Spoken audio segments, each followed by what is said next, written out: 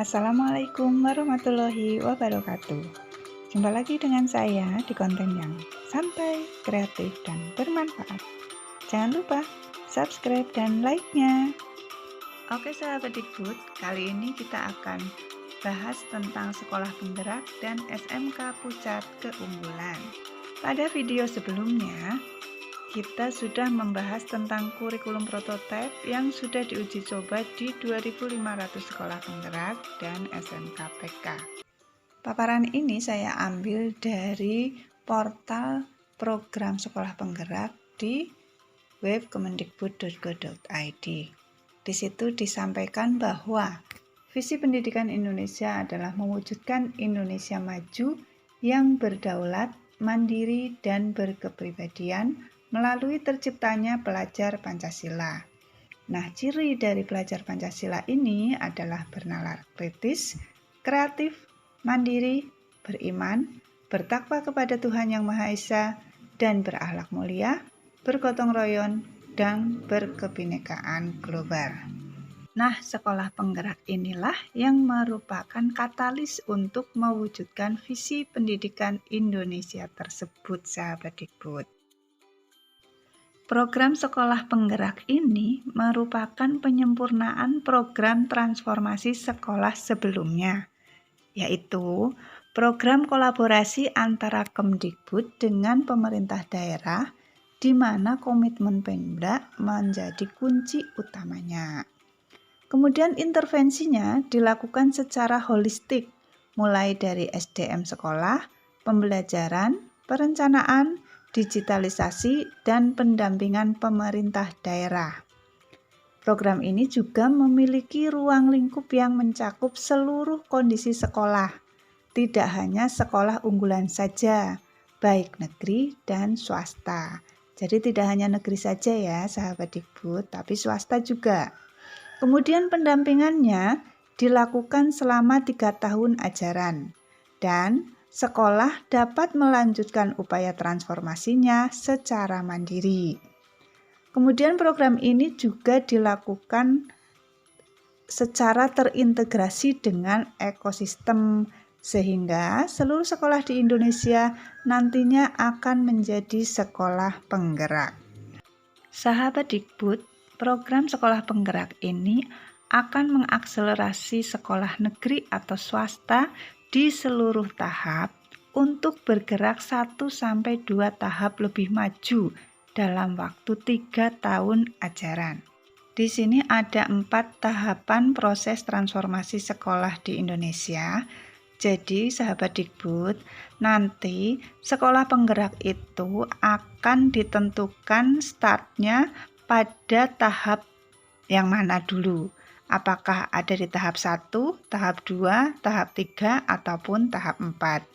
Nah, nantinya selama 3 tahun ajaran, sekolah penggerak ini akan diakselerasi atau dilakukan percepatan peningkatan pergerakannya 1-2 tahap ke depan. Mari kita lihat kriteria setiap tahapannya. Dari setiap tahapan proses transformasi terdiri atas 4 indikator, yaitu hasil belajar, kemudian lingkungan belajar, pembelajaran, dan refleksi diri dan pengimbasan. Oke sahabat Dikbud, kita lihat kriteria setiap tahapnya ya. Sekolah akan berada pada tahap 1 apabila hasil belajarnya itu lebih atau sama dengan 3 tingkat di bawah level yang diharapkan. Kemudian lingkungan belajarnya masih terjadi perundungan, bahkan perundungan itu mungkin menjadi norma. Kemudian pembelajarannya secara rutin masih mengalami gangguan.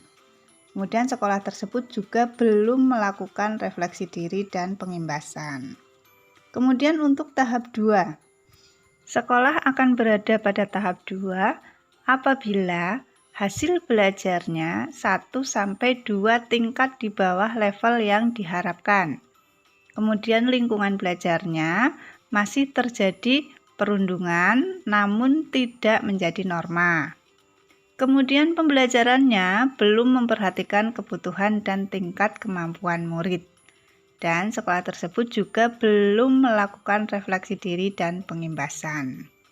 Kemudian, sekolah yang berada di tahap 3 itu apabila hasil belajarnya di level yang diharapkan.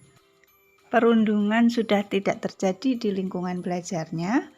Kemudian pembelajarannya juga sudah sesuai dengan kebutuhan dan tingkat kemampuan siswa. Nah, pada sekolah yang berada di tahap 3 ini sudah terdapat perencanaan program dan anggaran berbasis refleksi diri. Dan guru juga sudah mulai melakukan refleksi dan perbaikan pembelajaran. Kemudian untuk sekolah yang berada di tahap 4, ini adalah sekolah yang diharapkan ya. Hasil belajarnya itu di atas level yang diharapkan. Kemudian lingkungan belajarnya juga sudah aman, nyaman, inklusif dan menyenangkan. Pembelajarannya berpusat pada murid, kemudian sudah melakukan perencanaan program dan anggaran berbasis refleksi diri. Refleksi guru dan perbaikan pembelajaran juga sudah terjadi dan guru dan kepala sekolah melakukan pengimbasan. Yang perlu sahabat Dikbud ketahui juga bahwa sekolah penggerak ini bukanlah sekolah unggulan.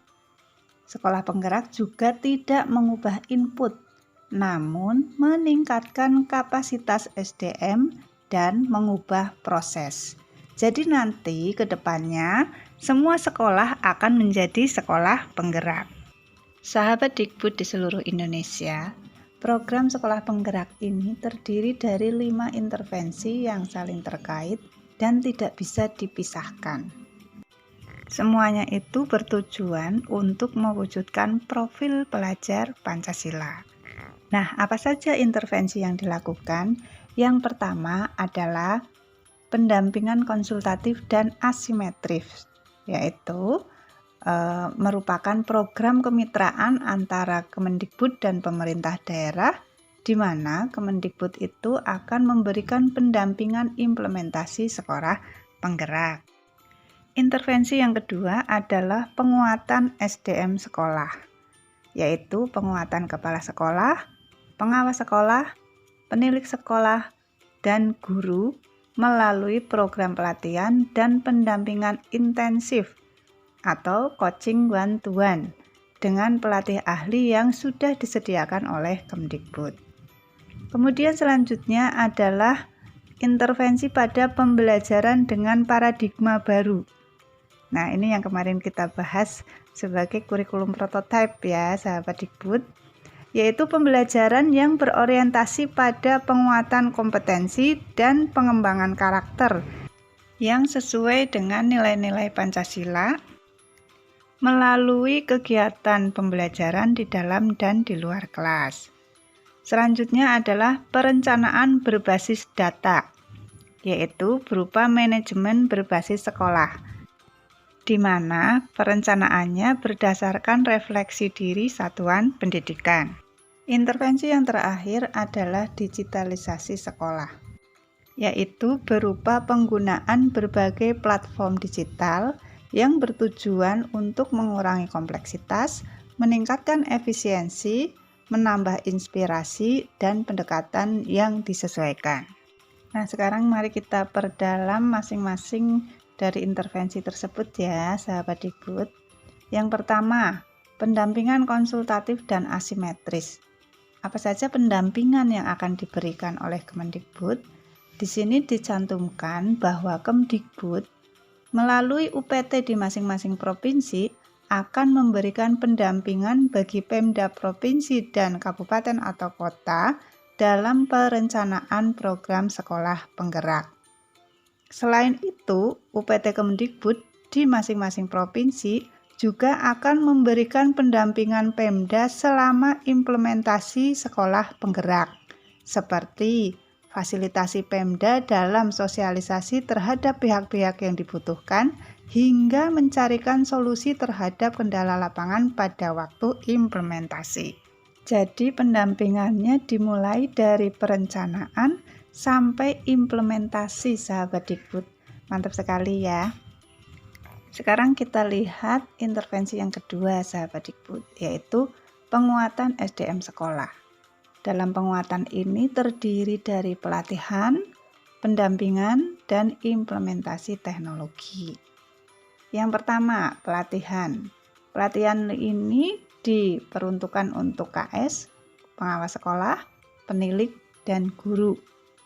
Pelatihannya berupa apa? Yang pertama adalah pelatihan implementasi pembelajaran dengan paradigma baru bagi kepala sekolah, pengawas, penilik, dan guru. Yang kedua adalah pelatihan kepemimpinan pembelajaran. Ini hanya bagi kepala sekolah, pengawas, dan penilik saja. Nah, pelatihan ini dilakukan 1 kali per tahun selama program. Jadi, selama program akan dilakukan 3 kali pelatihan.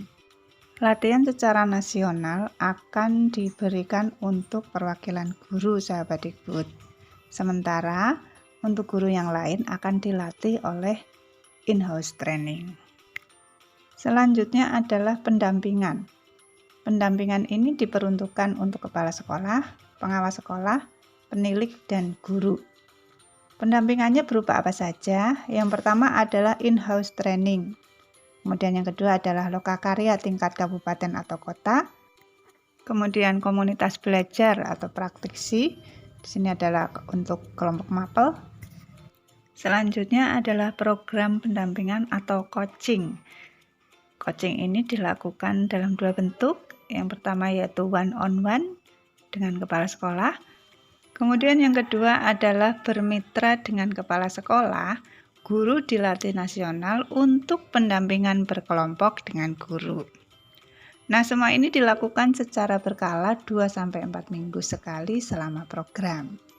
Kemudian untuk mendukung penguatan SDM sekolah, pemerintah juga memfasilitasi sekolah penggerak ini dengan implementasi teknologi yang meliputi pertama adalah literasi teknologi, kemudian yang kedua adalah platform guru yang berisi tentang profil dan pengembangan kompetensi, kemudian platform guru tentang pembelajaran, kemudian platform sumber daya sekolah, dan platform rapot pendidikan. Nah, selama kegiatan ini pemerintah menyediakan pelatih ahli, di mana satu pelatih ahli itu akan menangani atau membimbing 5-7 kepala sekolah. Pelatih ahli ini akan mendampingi guru sekolah secara berkelompok. Nah, sahabat Dikbud, intervensi yang ketiga adalah pembelajaran dengan paradigma baru. Ini yang kemudian kita kenal dengan kurikulum prototipe ya, sahabat Dikbud ya. Yaitu pembelajaran dengan paradigma baru dirancang berdasarkan prinsip pembelajaran yang terdiferensiasi sehingga siswa belajar sesuai dengan kebutuhan dan tahap perkembangannya. Pembelajaran paradigma baru ini bertujuan untuk mewujudkan profil pelajar Pancasila. Ya, di mana profil pelajar Pancasila ini mempunyai ciri yang pertama adalah beriman, bertakwa kepada Tuhan Yang Maha Esa dan berakhlak mulia. Kemudian berkebinekaan global, bergotong royong, kreatif, bernalar kritis, dan mandiri. Ya, ini adalah tujuannya. Nah, profil pelajar Pancasila ini dipelajari melalui program intrakurikuler dan program kokurikuler.